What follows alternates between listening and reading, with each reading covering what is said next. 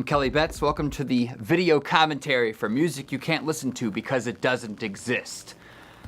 A title I took the general vibe from of a cartoonist, this old cartoonist from the New Yorker. Sadly, I can't remember his name, but he had something called like, it was like jokes you'll never laugh at or drawings you can't see, so something along that line. Just right up front, I've stolen everything.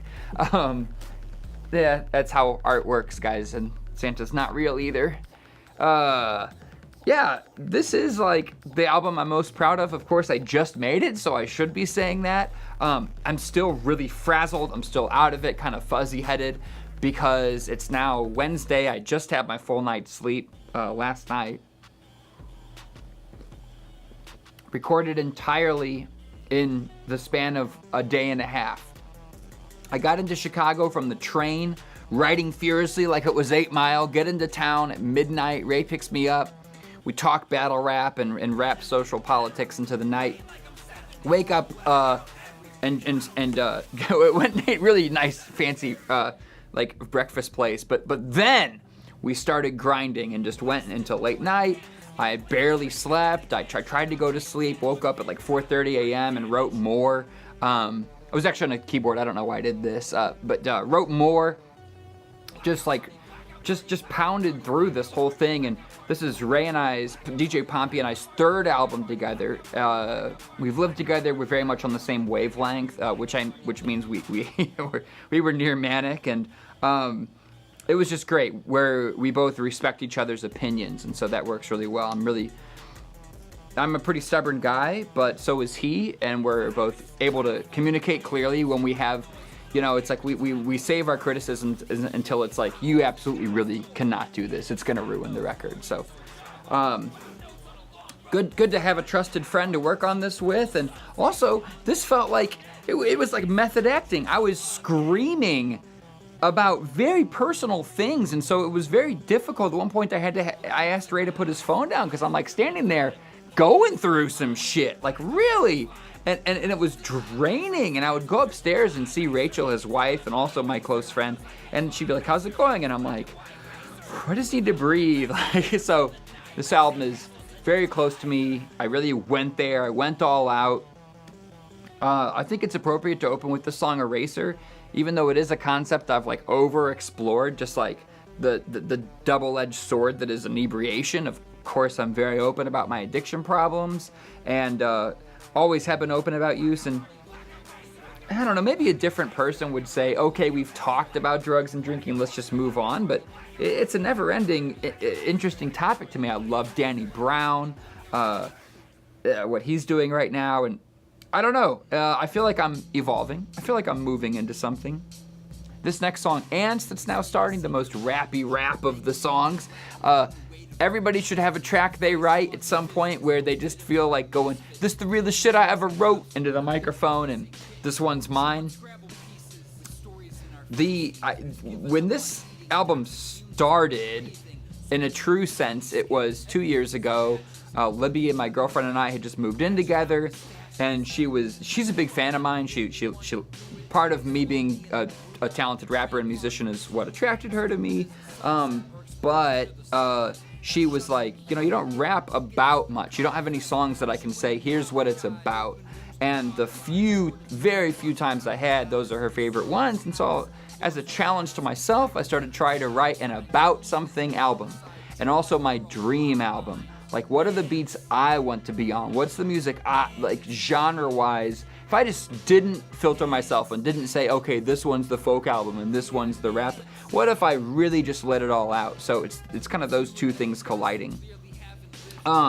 So this song, so at first, let me just say, I hated what I came up with. I wrote about, so the first thing I wrote about was my experiences with mental illness, and then I wrote about I stopped a rape once, and the song was called "I Stopped a Rape Once." Very on the head. A lot of this album is very on the head. But I hated what I had because it was it just felt heartless and calloused and very dry, and it was just like, here's what happened. These are the events, with no reflection. So it took a while. It took a lot of adjustment to get to a place where I was just speaking from my heart And when I'm writing nonfiction stories, which I've done, I don't know if you guys know, but I have a repertoire of nonfiction stories, just from college, and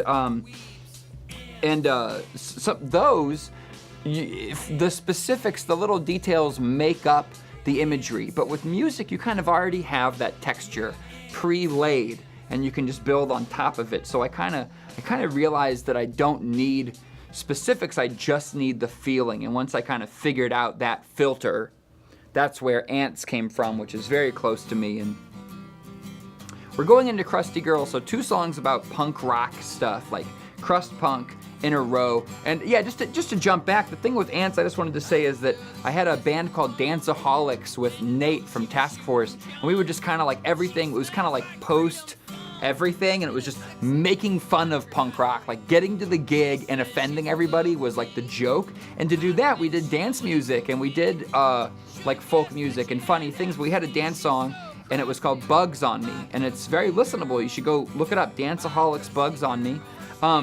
But in it, I compared bugs to, I used a lot of bug metaphors. Like I have bugs in me, you know, like I have a bug. And then it was, I am a bug. We're the ant people. We're all wearing black, and kind of the uniformity of punk rock. So I went a lot further with that and said, you know, ants can lift their body weight and existence, and, you know, but it's, you know, long story short, it's about punk rockers. It's about the DIY crust community that I came up in and that formed me in my early 20s specifically. Rough times, harsh times those times, but also a fantastic ethos that I love to still see alive and look at now, even if I'm not as involved. Dig Our Own Graves, this was like one of the early, when I like sat down and decided I'm writing a fucking album, like this was one of the first ones. Yeah, Libby said, I was trying to think of a band name to release this music under at first, and I'd just be a new band, and it was gonna be Meow for a little bit, and then I wanted to have one of those ironic long phrases, and I said to her, I just looked across the table and I was like, what if the band was called We Dig Our Own Graves? And she was like, no, that is really terrible. That's corny. That's bad. And I was like, I'll show her. I'll write a whole song that show love. Let's dig our own grave. So that's where this comes from. And I have really bad. I'm not proud to say I have really bad like road rage. Like I don't do anything about it. I'm a slow driver. If anything, I don't. It's just in my head. And one way I comfort myself when people are assholes, in a car or not, is that I say, well, they're gonna fucking die, you know, like they're miserable anyway, you know, like if you speed by me at 100 and I'm pissed because you endangered me, you're endangering yourself the most. You're mostly just being a jerk to yourself and setting a bad environment for you everywhere you go. So this song originally had a bridge that said like, it was a car crash karma was the words, but I had to sing it. I'm not a very good singer, but yeah, car crash karma. It's funny, songs will start with phrases and those phrases won't even end up in the song. But that's what this is about, like reap what you sow. Kind of like, yeah, fuck you jerks. You know, not the deepest. I also was listening to, I was kind of like rediscovering a lot of like 9 Inch Nails and that kind of, you know, not being afraid to be nu metal-ish. Marilyn Manson, there's a live Marilyn Manson album that I love, so I was like, could I do something catchy but industrial metal? So that's where this one came from. And just playing with my voice, DJing my voice was something that I kind of was hearing in like, I don't know, like in Death Grips, the voice is so much the rhythm, and I was like, what if my voice could be rhythm, but more with a bigger range? So I'm not saying I'm a better vocalist than that guy. But man, that was just a goal. You gotta set high standards for yourself. Worked a little Kurt Cobain into my rap music, who I sneak his lyrics in on other projects, but this is the first time I got to capture his voice. This song's annoying as fuck. I think it's great, but I just hope that like people aren't listening to the album loud and have to crank it down like even I have. Like there's just no way to get ready for that grinding first note. Okay, how much do I want to share about this song? I guess if you're watching this, you're one of the like maximum 50 people that really cares. So first of all, fucking awesome, and I probably know you personally, so what's up? But I guess it's not like my full-time thing, but when it comes to like intimate moments, for a long time, I've enjoyed getting cut, like on my back specifically. This is TMI, I'm sorry. I hope I'm not making you feel awkward. You didn't ask for this, but that's it. I like getting cut. I like being cut open in a very controlled way, and it's not about domination, and it's not like part of sex. It's just an intimate thing that I like. Not all of my girlfriends have done. I'm not saying that. But it's something I like every now and then, and it helps me relax. And so a huge theme that I always am going towards, that my go-to theme is juxtaposition. You know, this with this. Isn't that ironic how these two things go together? So clearly that I would get cut to relax is this weird... It doesn't make any sense, but I think it just overloads my synapses. And so I tried to just explain that, and this is kind of a like thank you note to anybody that's ever cut me. And again, I'm sorry guys, TMI is my initials somehow. But this one, I don't know, that's just cool. I love that beat. I was listening to like LCD Sound System and this morning, and I was like, what have I been doing? Why am I not just dance music? Because man, when it's done right, probably better than every other genre. So, One for the Road, this acoustic song, it's just me banging it out. I think it's like 52 seconds long or something, but this song I wrote as like a 20 or 21-year-old.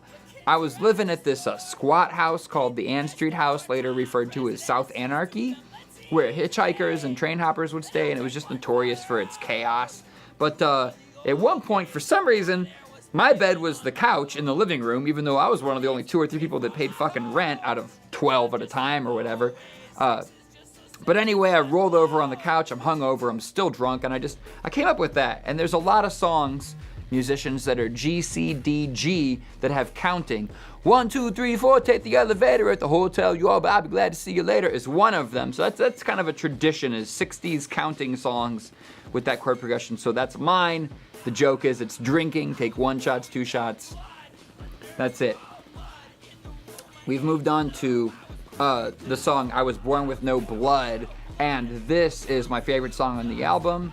The funny thing about this is that I had the concept about a year ago. I wrote it, and I was happy with it, and then I edited it down and made it perfect. Then I showed it to my good friend, the film director Harry Crinline, who did Violence Gives Him Hope with Tim the Bone Man. And anyway, he's like a real artist. And I showed it to him. I don't know if he was in a bad mood or what, but he just goes, I can write better than that. And that's all he said. Now I felt like I was like pouring I was like giving it to him. So again, being reactionary, I was like, I'll show you, I'll share my feelings. And so I ended up writing it 3 times. Like the words are entirely different. And what you're hearing is this like amalgamation that barely contains any of the original cut. But I don't really know what it means, but I sure captured something, in my opinion. I think the fact that I don't know what it means, but I still feel it, is like the reason I like it the most. If I had to nail it down, I'd say like alienation, which has always been a problem, especially when I was younger. So, Time with Van Ghost, and you can hear his kid, his like a 4 or 5-year-old, playing in the background. I hope we get a better take before the album comes out. And then I got Wiz Dumb on here, who's mostly a battle rapper that he has a verse or a song that closes Lost Wuzik, and it's like the highlight of the album, in my opinion. It's like the most Wu-Tang thing. It's the most just cohesive song. It's amazing. It's heartfelt. So invited him to be on the track. Then I got Pompey, of course, which Pompey wrote his verse in like half an hour as we ate pizza, and it's hard to even comprehend Pompey is like the more robotic side of me, which is very different. I think with my heart, he's all brain, and we kind of meet in the middle because he's so calculated. And if you're a rapper or if you're a musician and you're familiar with me, you know that I carry bars over. Like, I don't follow all the rules that I swear I know, but I break a lot of rules to get out what I want to get out, or to have this feeling of increased intensity, or I play with the structure. And Pompey, it's amazing. He always lays exactly in it and still seems to say what he wants to say. So it's an inspiration. And this is just like, I don't know. At first I wanted to weird people out and just have an album where I yelled the whole time and played guitar and just, it's just all the way weird.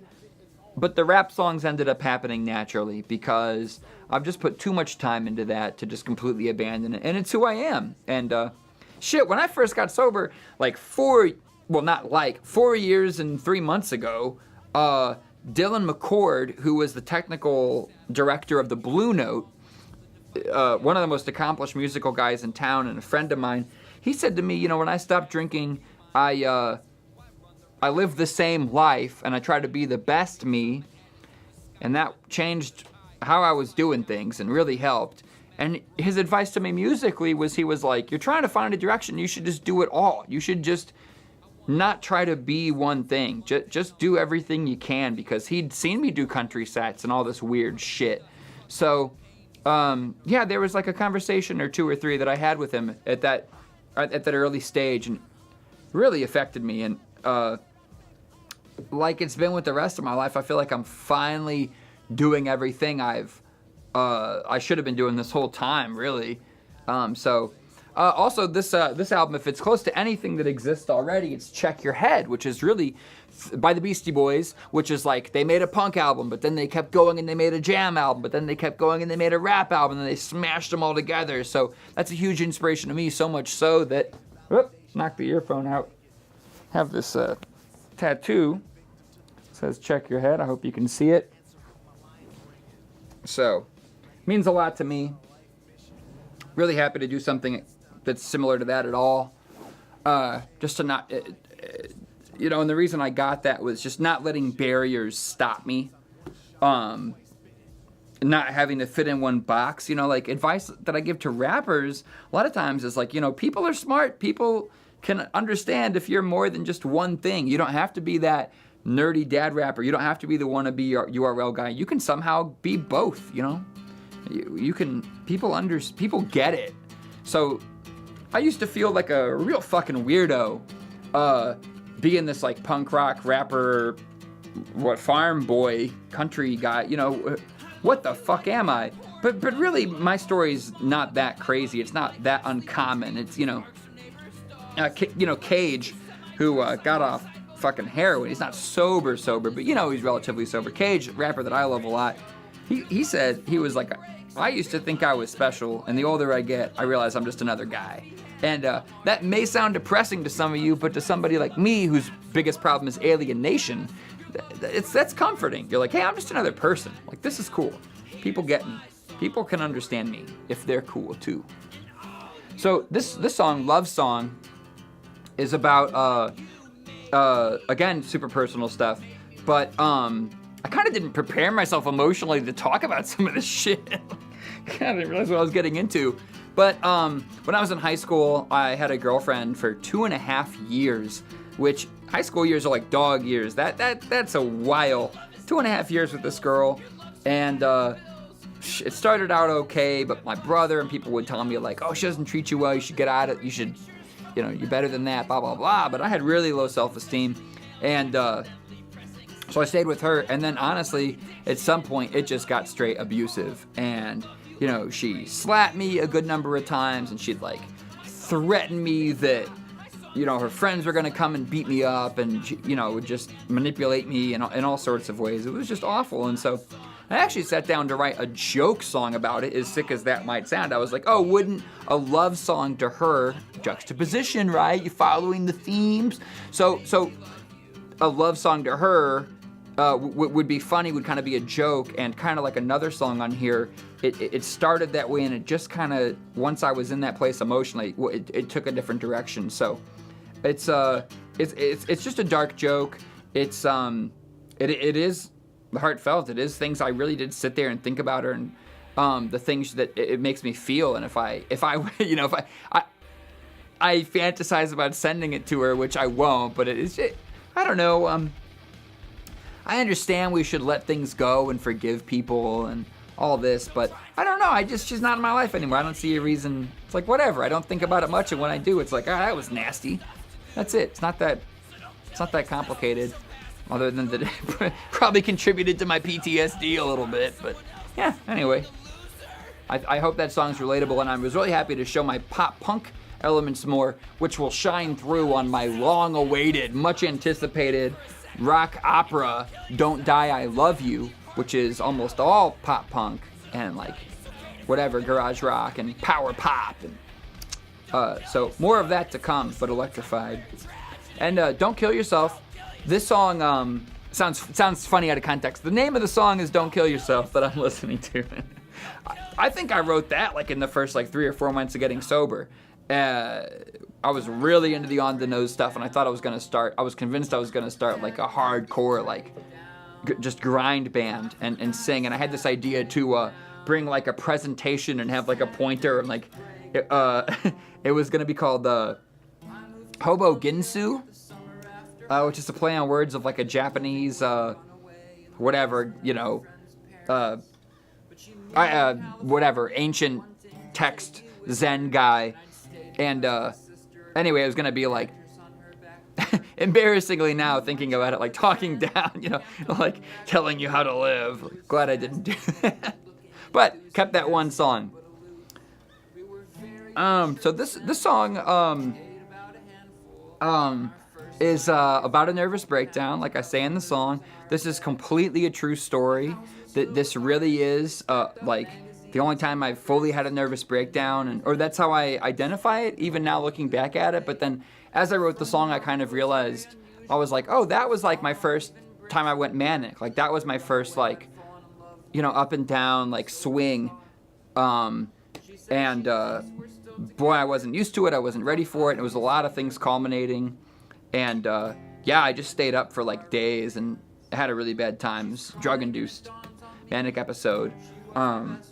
That have happened without drugs now a good number of times, but if you're wondering, considerably slowed down, really have under control. So this is the other song that started like as a joke and then wasn't at all by the end. I was like, hey, isn't this funny? And then it's like, oh no, but if you're writing something, my advice would be write the beats as if it was a joke, because we understand jokes more than we understand other stories and structures. We get that it's like you lead up, and then you're like, oh, but it's actually this other. We understand the misdirection of jokes and the pacing and how it has to be like very presented and on a platter. So writing in the form of humor is actually just very handy for anything. And I think if you look at especially filmmakers, I'd say David Lynch is a great example, that almost everything he has is disturbing and dark, but if you can get through that, the pacing is that of a comedy. And that's what he's doing, and that's part of the eeriness, is that it feels like it should be something cheerier or more accessible than it is when it's actually challenging you. So there's some more juxtaposition, simple tricks. I really try to hit things on the nose and just do some Art 101 shit. I really try to not think that I have much more figured out than somebody who's taken a how to be a performance based musician. I don't know. I try to not take for granted what my position is and just say, okay, let's do the fundamentals the right way. Let's get it across. Okay, guys, the album's over. That's all I'm going to give you. I said way more than I wanted to, but at the same time, it feels like we haven't spent enough time together. I really hope you guys love the album. I'm sure there's like at least a handful of you that'll get what I'm going for, which is honestly just really finally trying to be me and not put any veil on and not do any gimmick. Really, this is me trying to share with you. My hope is that after the few back cataloged theme projects that already exist. From now on, it could be like this. You're gonna get me yelling and actually singing as well as rapping. And boy, what a ride! It was an insane week getting this thing together. This is like the last real thing I have to do. So yeah. Once again, you guys know I really appreciate you. I do have audio commentaries to my other albums, I Eat Trash, Hail to the Thief, and 10 Short Songs About Longing, which are my best projects. You can get all of my music free on kellybetz.bandcamp.com. Feel free to not send any money, just put 000 where it tells you the price, and take it and listen to it and absorb it and make it yours and remix it and steal my lyrics and, whatever. That's it. This has been music you can't listen to because it doesn't exist. Thanks, guys. Seriously.